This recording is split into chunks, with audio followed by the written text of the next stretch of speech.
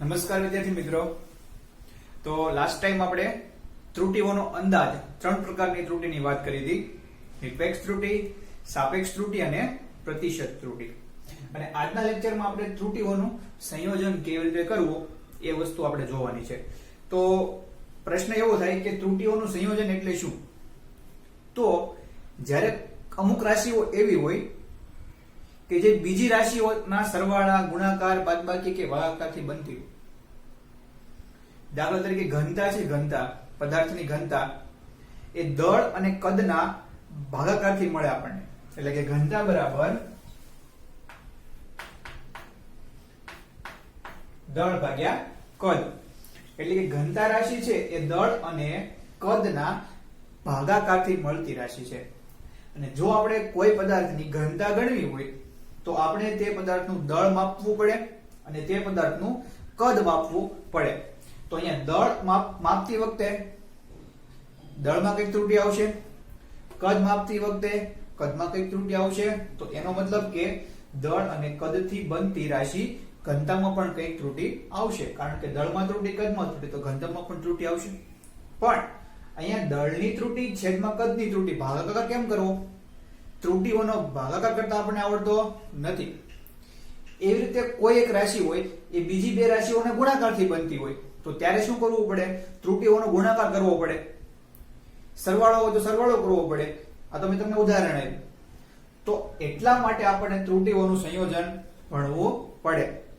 તો ત્રુટીઓનું સંયોજન ચાર પ્રકારે થાય: ત્રુટીઓનો સરવાળો, ત્રુટીઓની બાદબાકી, ત્રુટીઓનો ગુણાકાર અને ત્રુટીઓનો ભાગાકાર। તો પહેલા આપણે ત્રુટીઓનો સરવાળો કે બાદબાકી કેમ કરવી એ વસ્તુ આપણે જોઈશું। તો એના માટે આપણે બે રાશિ વિચારીએ। ધારો કે રાશિ A અને રાશિ B, બે રાશિઓ છે। હવે આનું જે પ્રાયોગિક મૂલ્ય છે એ આવું છે: a ± ડેલ્ટા a। B નું પ્રાયોગિક મૂલ્ય આવું છે: b ± ડેલ્ટા b। હવે તમને ખબર છે, કાલનો લેક્ચર તમે જોયો હોય તો તમને ખબર હશે ડેલ્ટા a શું છે? નિરપેક્ષ ત્રુટી છે। a શું છે? a નું સાચું મૂલ્ય છે। ડેલ્ટા b શું છે? b માં નિરપેક્ષ ત્રુટી છે અને b શું છે? b નું સાચું મૂલ્ય છે। એટલે કોઈ પણ પ્રાયોગિક માપને આ રીતે દર્શાવાય: સાચું મૂલ્ય ± નિરપેક્ષ ત્રુટી, સાચું મૂલ્ય ± નિરપેક્ષ ત્રુટી। આવી આપણને બે રાશિઓ આપેલી છે। હવે સપોઝ કે ત્રીજી કોઈ રાશિ z એ આ બંને રાશિઓના સરવાળાથી બને છે। શું છે? ત્રીજી કોઈ રાશિ છે એ a અને b ના સરવાળાથી બને છે। આને આપણે સમીકરણ 1 કહીએ। અત્યારે આપણે સરવાળાની વાત કરીએ છીએ। સરવાળો કેમ કરો બે રાશિઓ? તો તમે જોઈ શકો છો કે a માં પણ કંઈક ત્રુટી છે અને b માં પણ કંઈક ત્રુટી છે। તો z માં પણ ત્રુટી મળશે, આપણને મળશે ને? z = a + b। તો a માં ડેલ્ટા a જેટલી ત્રુટી છે, b માં ડેલ્ટા b જેટલી ત્રુટી છે, તો z માં પણ ત્રુટી મળે। તો ચાલો આપણે જોઈએ z માં કેટલી ત્રુટી મળી શકે આપણને। તો z ± ડેલ્ટા z। આને શું કહેવાય? z નું સાચું મૂલ્ય। આને કહેવાય z ની મહત્તમ નિરપેક્ષ ત્રુટી, જે આપણે મેળવવાની છે। તો બરાબર શું આવશે? a એટલે એની કિંમત મૂકો, a ± delta a plus b ની જગ્યાએ શું મૂકવાનું? b ± delta b। ક્લિયર છે? z ની જગ્યાએ શું મૂક્યું આપણે? z નું સાચું મૂલ્ય પ્લસ z માં નિરપેક્ષ ત્રુટી બરાબર a નું સાચું મૂલ્ય ± a માં નિરપેક્ષ ત્રુટી plus b ± delta b, b માં નિરપેક્ષ ત્રુટી। આટલું તમને ક્લિયર હશે બધી જગ્યાએ। હવે શું કરવાનું છે? સરવાળો કરો તો શું આવશે? z ± delta z = a + b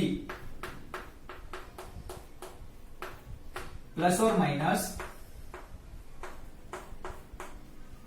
delta a plus delta b, a plus b plus or minus delta a plus delta b। હવે તમને લોકોને ખબર હશે a plus b એને શું કહેવાય? a plus b ને કહેવાય z. તો અહીંયા આપણે z મૂકીએ તો z plus or minus delta z is equal to a plus b ની જગ્યાએ શું મૂકવાનું? z. તો વચ્ચે શું plus or minus delta a plus or minus delta b. તો z અને z શું થઈ જાય? કેન્સલ થઈ જાય. તો આન્સર શું વધશે આપણી પાસે? delta z બરાબર plus or minus delta z બરાબર plus or minus delta a plus or minus delta b. Clear છે? પણ આપણે શું ગણવાનું છે? મહત્તમ નિરપેક્ષ ત્રુટી. જો તમે અહીંયા માઈનસ કરશો તો એ મહત્તમ થશે નહીં. એટલે મહત્તમ માટે હંમેશા શું લેવું પડે? પ્લસ લેવું પડે. તો એટલા માટે હવે શું આવશે? ડેલ્ટા z બરાબર delta a plus delta b. તો આ છે આપણી સરવાળાની મહત્તમ નિરપેક્ષ ત્રુટી. મળી ગઈ? તો કેવી રીતે મળે? જો ધ્યાનથી સમજજો. જો કોઈ રાશિ બીજી બે રાશિઓના સરવાળાથી બનતી હોય તો આ રાશિમાં રહેલી મહત્તમ નિરપેક્ષ ત્રુટી એ બંને રાશિઓમાં આવેલી નિરપેક્ષ ત્રુટીઓના સરવાળા બરાબર હોય છે. છે ને? એકદમ ઈઝી. આ રાશિ બંને સરવાળાથી બને છે તો એમની ત્રુટીઓનો સરવાળો કરીએ તો z માં મળતી ત્રુટી આપણને મળી જાય. એટલે ડેલ્ટા z બરાબર delta a plus delta b. Very easy છે. એકવાર પ્રેક્ટિસ કરશો એટલે આરામથી આવડી જશે. સેમ પ્રોસેસ બાદબાકી માટે છે. તો બાદબાકીમાં શું કરવાનું છે? હવે હું કરતો નથી, તમે જાતે કરી લેજો. અહીંયા જે z બરાબર a પ્લસ b ત્યાં શું મૂકવાનું આપણે? ચાલો થોડું બતાવી દઉં તમને બાદબાકી માટે.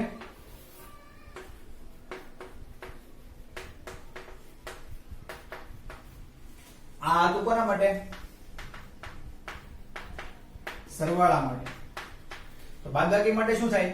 z is equal to a minus b. એટલે જ્યાં a હોય ત્યાં શું મૂકવાનું? a plus or minus delta a. b હોય ત્યાં b plus or minus delta b કિંમત મૂકો. અને z હોય ત્યાં શું મૂકવાનું? z plus or minus delta z. તો છેલ્લે તમે આ બધું કરશો, કિંમત મૂકશો એટલે આન્સર કેવો આવશે? આની જેમ જ બધું આવશે. અને અહીંયા પણ આવું જ આવશે. z કેન્સલ થશે અને છેલ્લે શું વચ્ચે આ જ આવશે. એટલે બાદબાકી માટે પણ શું આવે? ડેલ્ટા z બરાબર મહત્તમ નિરપેક્ષ ત્રુટી delta a plus delta b. એટલે બાદબાકી અને સરવાળા માટે પરિણામ સમાન આવશે. બાદબાકી અને સરવાળા માટે પરિણામ સમાન આવશે. આ તમારે જાતે કરવાનું છે. વેરી ઈઝી છે. તો હવે આપણે નિયમ બનાવો તો કેમ નિયમ બનશે? સરવાળા કે બાદબાકી માટેનો નિયમ કેવો બનશે? તો જ્યારે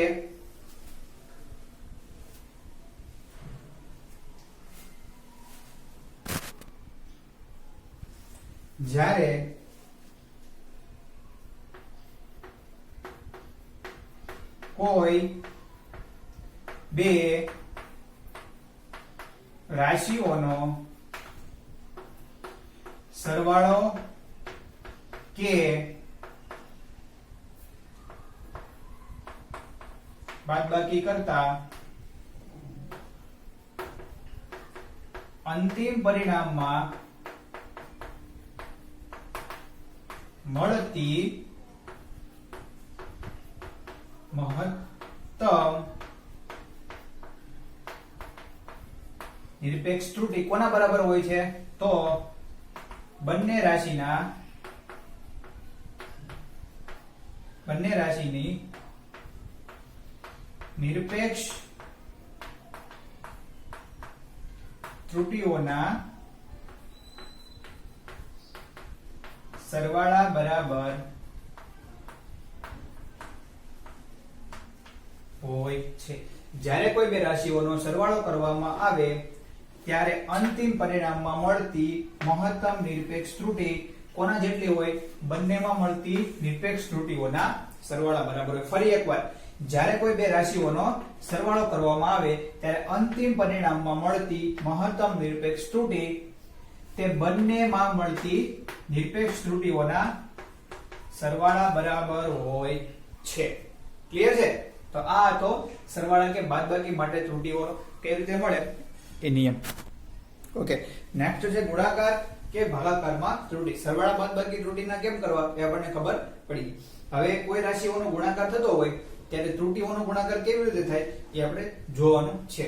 તો ફરી વખત ધારો કે આપણી પાસે બે રાશિઓ છે a અને b. હવે a નું પ્રાયોગિક મૂલ્ય આવું છે a ± delta a, b ± delta b. Clear છે? આ બે રાશિઓ આપણને આપેલી છે. હવે ત્રીજી એક જે રાશિ છે z નામની, એ હવે a અને b ના ગુણાકારથી બને છે. કેવી રીતે બને છે? a અને b ના ગુણાકારથી બને છે. તો આપણે z માં મળતી ત્રુટિ મેળવવાની છે. ક્લિયર છે બધાને આટલું? તો હવે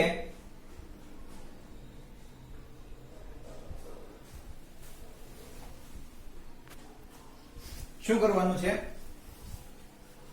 તો જ્યાં a હોય ત્યાં a ± ડેલ્ટા a મૂકવાનું, b હોય ત્યાં b ± ડેલ્ટા b મૂકવાનું. તો z કઈ રીતે આવશે? z ± delta z. આ શું છે? z માં મળતી મહત્તમ નિરપેક્ષ ત્રુટિ. બરાબર, એની જગ્યાએ શું મૂકવાનું છે? a ± ડેલ્ટા a ઇન્ટુ એટલે કે ગુણાકાર b ± ડેલ્ટા b. હવે ગુણાકાર કરો ચાલો. તો અહીંયા તો શું આવશે? z ± delta z is equal two ડાબી સાઈડ શું આવશે? a ગુણ્યા b, ab પ્લસ a ગુણ્યા ડેલ્ટા b. હવે આનો હોય ± ડેલ્ટા a ગુણ્યા b ± delta a delta b.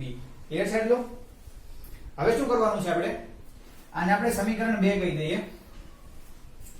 સમીકરણ 2 ની ડાબી સાઈડને આપણે દરેક પદને z વડે ભાગીશું.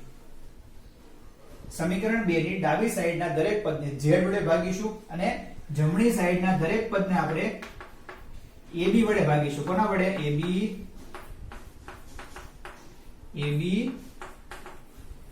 ક્લિયર છે? તો અહીં શું ઉઠશે?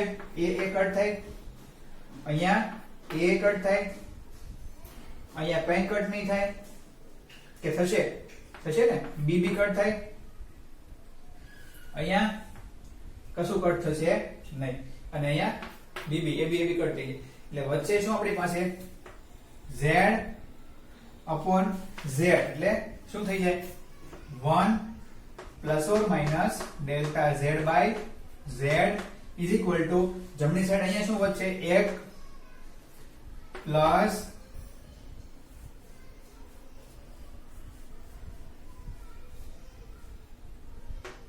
Delta ± delta a by a plus delta b by b ± delta a by a delta b by b. પણ તમે જો આ બંને પદ છે એકદમ નાના હોય. કેવા હોય? Very very less than 1. એક કરતા ખૂબ જ નાના હોય. એટલે આ પદને આપણે શું કરવાનું છે? અવગણતા 1 1 કેન્સલ થઈ જાય. તો ફક્ત શું વધે? Delta z by z. Delta z by z એટલે કોઈ રાશિની નિરપેક્ષ ત્રુટિ છેદમાં તે રાશિનું સાચું મૂલ્ય. એને શું કહેવાય? એની સાપેક્ષ ત્રુટિ કહેવાય. એટલે મહત્તમ સાપેક્ષ ત્રુટિ શું મળે છે આપણને? મહત્તમ સાપેક્ષ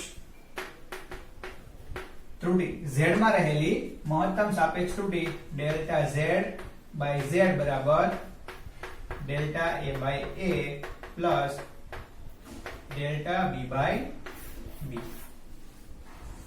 એનો મતલબ કે જ્યારે કોઈ બે રાશિઓનો ગુણાકાર કરવામાં આવે ત્યારે અંતિમ પરિણામમાં મળતી મહત્તમ સાપેક્ષ ત્રુટિ એ બંને રાશિઓની સાપેક્ષ ત્રુટિઓના સરવાળા બરાબર હોય. સમજો ફરીવાર શું આવ્યું છે?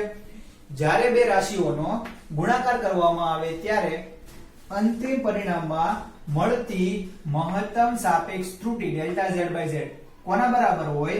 દરેક રાશિમાં મળતી સાપેક્ષ ત્રુટીના સરવાળા બરાબર હોય. ક્લિયર છે?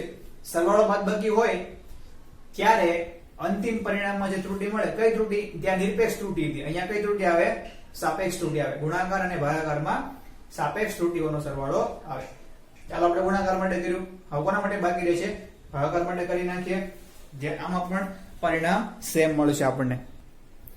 હવે ભાગાકારમાં ત્રુટી, ફરી વખત આપણી પાસે બે રાશિઓ છે. એ એનું પ્રાયોગિક મૂલ્ય છે a plus or minus delta a, b plus or minus delta b. આવી આપણી પાસે બે રાશિઓ છે અને ત્રીજી જે રાશિ છે z, એ આ બંને રાશિઓના સપોઝ કે ભાગાકારથી મળે છે. તો હવે શું મેળવવાનું છે આપણે? z માં મળતી મહત્તમ સાપેક્ષ ત્રુટી મેળવવાની છે. તો શું કરવાનું? z plus or minus delta z is equal two a, એની જગ્યાએ શું મૂકવાનું? Plus or minus delta a. b ની જગ્યાએ b plus or minus delta b.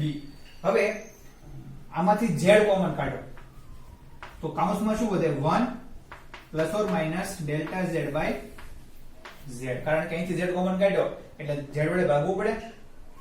એવી રીતે અહીંયા અંશમાં a કોમન કાઢો, તો બ્રેકેટમાં શું વધશે? 1 plus or minus delta a by a છેદમાં b કોમન કાઢો, તો b કોમન કાઢો એટલે બ્રેકેટમાં 1 plus or minus delta b by b. આટલું ક્લિયર છે? હવે શું કરવાનું? આને સમીકરણ 1 કહી દો, આને સમીકરણ 2 કહીએ. તો સમીકરણ 2 ની ડાબી બાજુએ z વડે ભાગતા, એટલે કે અહીંયા શું કરવાનું? z વડે ભાગવાનું, અને જમણી બાજુને b by a by b વડે ભાગવાનું. એટલે a બાય b વડે ભાગીએ તો અહીંયા a છેદનો છેદ અંશમાં જાય, a બાય b, એટલે b b cut, a cut થઈ જાય અને અહીંયા z z કટ થઈ જાય. તો આપણી પાસે શું વધશે હવે? 1 plus or minus delta z by z is equal to અંશમાં શું વધશે? 1 plus or minus delta a by a છેદમાં 1 plus or minus delta b by b. Clear છે એટલું બધાને? હવે જુઓ તમે, આની એક ઘાત હોય, આની માથે એક ઘાત તો હોય જ, કોઈ પણ ઘાત ના હોય ત્યારે એક ઘાત હોય. તો છેદમાં છે, હવે આ પદને મારે અંશમાં લાવવું હોય તો એની જે ઘાત હોય તે શું થઈ જાય? ઋણ થઈ જાય. એટલે અહીંયા 1 plus or minus delta b by b ની જે 1 ઘાત છે ઉપર જશે તો શું થશે? -1 થઈ જાય છે. એટલે ઈ પદને મારે ઉપર લઈ જવું છે. તો ઉપર લઈ જઈએ તો શું લખવું પડે? 1 plus or minus delta b by b, પણ ઘાત કેવી આવશે? -1 આવશે. હવે કોઈ પણ ની માથે માઈનસ ઘાત હોય ત્યારે તેનું વિસ્તરણ કરવામાં આવે. તો એ વિસ્તરણ તમે ગણિતમાં ભણશો. અત્યારે હું તમને એક સમજાવતો નથી, ડાયરેક્ટ આનું વિસ્તરણ કરું છું.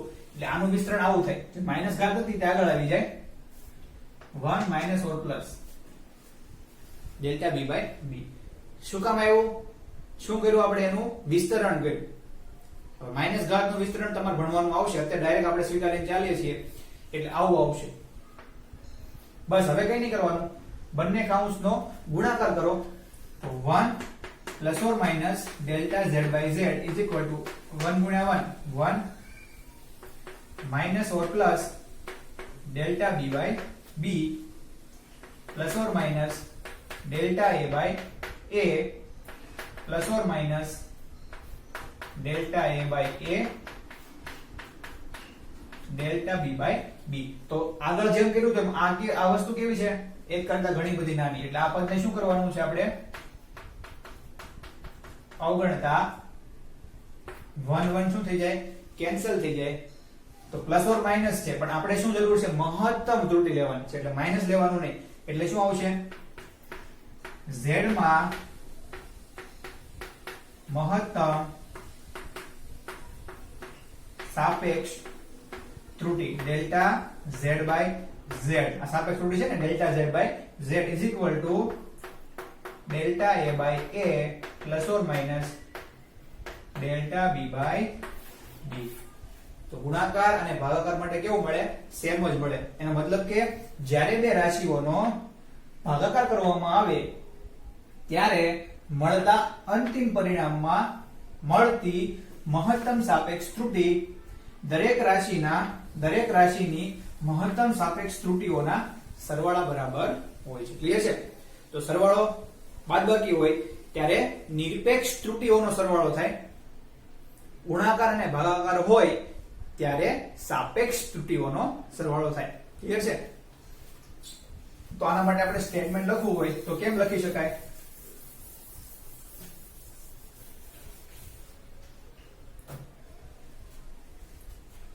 જ્યારે કોઈ બે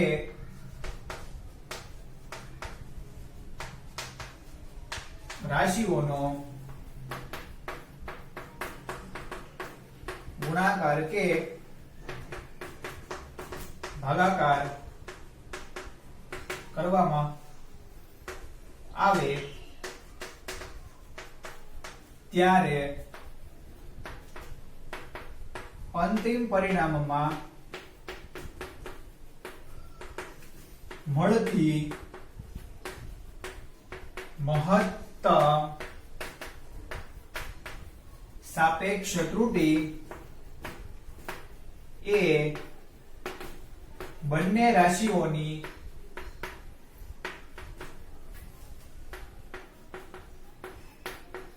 સાપેક્ષ ત્રુટિઓના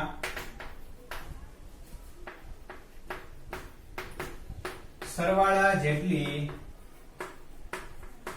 હોય, એટલે કે delta z/z is equal to delta a/a plus delta b/b. Clear છે બધાને? તો આ રીતે આપણે ત્રુટિઓનું સંયોજન કરી શકીએ છીએ. ફરી વખત રિવાઇઝન કરી દો. જ્યારે કોઈ બે રાશિઓનો સરવાળો થાય ત્યારે જે ત્રીજી રાશિ z મળે છે તેની અંદર રહેલી મહત્તમ નિરપેક્ષ ત્રુટિ એ બંને રાશિઓની નિરપેક્ષ ત્રુટિઓના સરવાળા બરાબર હોય. આ તો સરવાળા બાદબાકીનો નિયમ. ગુણાકાર અને ભાગાકાર, જ્યારે બે રાશિઓનો કા ગુણાકાર અને કા ભાગાકાર કરવામાં આવે ત્યારે જે અંતિમ રાશિ z છે તેમાં મળતી મહત્તમ સાપેક્ષ ત્રુટિ એ બંને રાશિઓની સાપેક્ષ ત્રુટિઓના સરવાળા બરાબર હોય. હવે સાપેક્ષ ત્રુટિ શું, નિરપેક્ષ ત્રુટિ શું છે એ મેં તમને પ્રીવિયસ લેક્ચરમાં કીધેલું છે. તો એ આવડતું છે તો આ ઈઝીલી આવડશે અને આના દાખલા કરીશું એટલે તમને વધારે ક્લિયર થશે. ક્લિયર છે બધાને? Okay, thank you.